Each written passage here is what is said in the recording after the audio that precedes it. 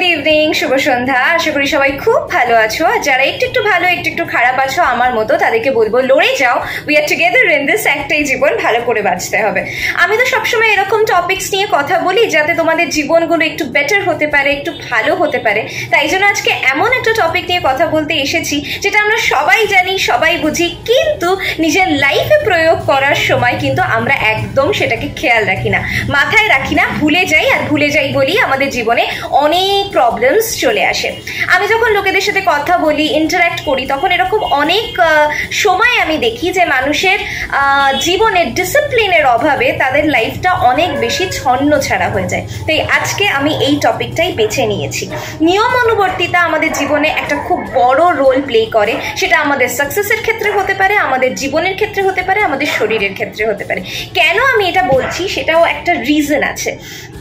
দেখো, প্রথমত যারা আমাকে দেখছো, যাদের বাড়িতে ছেলে মেয়েরা আছে, নিশ্চয়ই তারা পড়াশোনা করে, হায়ার স্টাডিজ করছে, কেউ ছোট বাচ্চা রয়েছে যে গ্রোয়িং পিরিয়ডে রয়েছে, তো তাদেরকে আমি বলবো জীবনের ডিসিপ্লিন মানে নিয়মানুবর্তিতা ভীষণভাবে প্রয়োজন।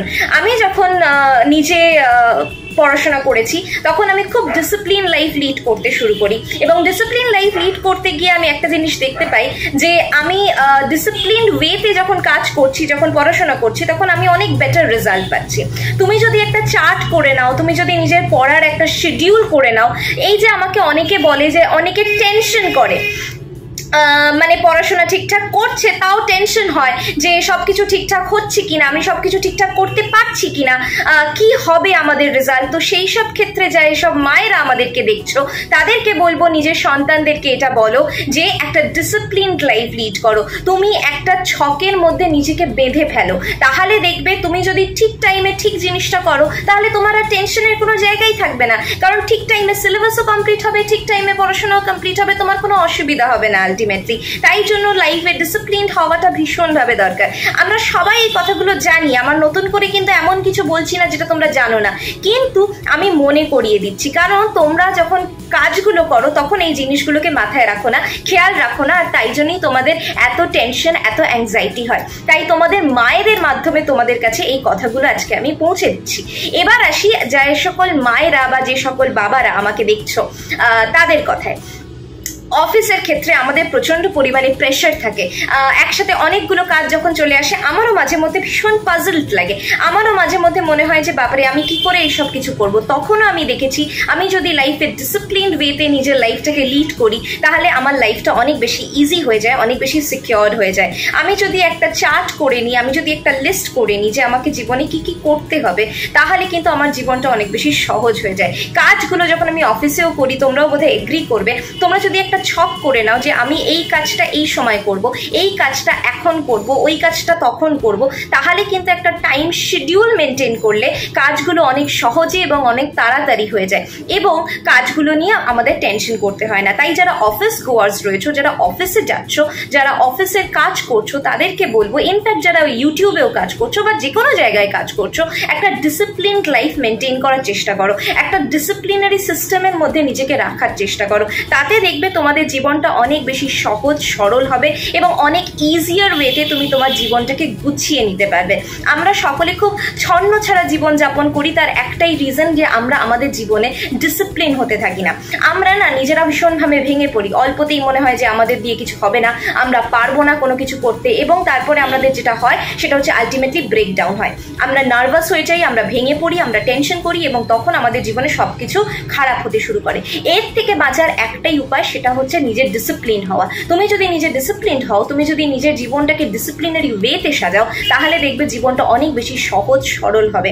বারবার করে বলছি, অনেকেই আছে যারা এতটা ব্রেকডাউন হয়ে যায় যে নিজের শরীরের দিকে আর খেয়াল দেয়ই না, নজর দেয় না। আমি ইউটিউব করতে এসে দেখেছি অনেক মানুষ আছে যারা নিজেদের শরীরের কথা ভুলেই যাচ্ছে, নিজেদের চোখ দুটোর কথা ভুলেই যাচ্ছে, নিজেদের পার্সোনাল লাইফ, ফ্যামিলি লাইফের কথা ভুলেই যাচ্ছে। না, ভুলে গেলে হবে না। নিজের জীবনটাতে তুমি বাঁচলে তাহলে তো সবকিছু থাকবে। তাহলে কি, এই শরীরটা একটা মন্দির, এই শরীরটাকে সবার আগে ভালো রাখতে হবে, এই শরীরটাকে সবার আগে ভালোবাসতে হবে, আর এই শরীরটাকেও একটা ডিসিপ্লিনারি লাইফের মধ্যে নিয়ে আসতে হবে।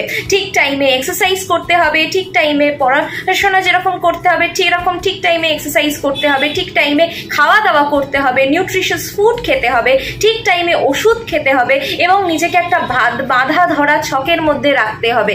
আমরা যেটা করছি কাজের চাপের জন্য আমাদের খেতে দেরি হয়ে যাচ্ছে, লাঞ্চ স্কিপ হয়ে যাচ্ছে, ব্রেকফাস্ট স্কিপ হয়ে যাচ্ছে, টিফিন স্কিপ হয়ে যাচ্ছে, এই কাজগুলো করলে কিন্তু হবে না।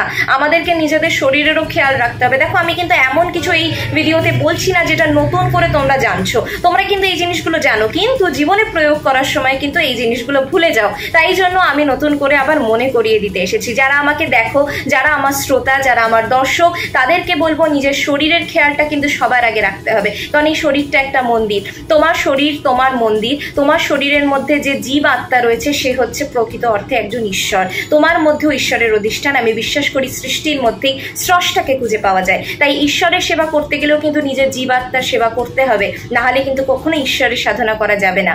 এটা হয়তো আমি ছোট মুখে অনেক বড় কথা বললাম, কিন্তু আমাকে আর জীবন এটা শিখিয়েছে, আমার গুরুজনেরা আমাকে এটা শিখিয়েছে। তাই জন্য আজকে তোমাদের এই কথাটা আমি খুব জোর দিয়ে বলছি। আগে নিজেকে ভালো রাখো, তারপরে তুমি সবাইকে ভালো রাখতে পারবে। তাই জন্য জীবনে নিজেকে আগে ভালো রাখতে হবে, এবং তার জন্য একটা ডিসিপ্লিনড লাইফ ভীষণভাবে দরকার। তুমি যদি নিজে একটা ডিসিপ্লিনড লাইফ লিড না করো, তাহলে কিন্তু তোমার জীবনটা স্ক্যাটার্ড হয়ে যাবে, ছন্নছাড়া হয়ে যাবে, তুমি দিকভ্রষ্টও হবে। তুমি যদি ডিসিপ্লিন ওয়েতে নিজের লাইফটাকে লিড না করো, তাহলে তুমি কোন দিকে যাবে তুমি দিশা হারিয়ে ফেলবে।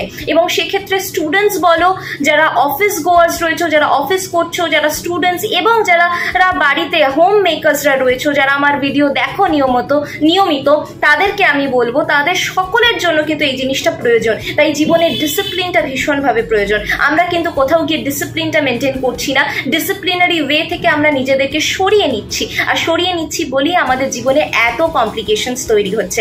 জীবনটা এতটাও কমপ্লিকেটেড নয় যতটা আমরা বানিয়ে ফেলছি।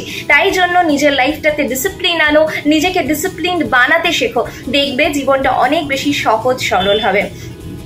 তো চলো আজকে এই টপিক নিয়ে আর বেশি কথা বলবো না।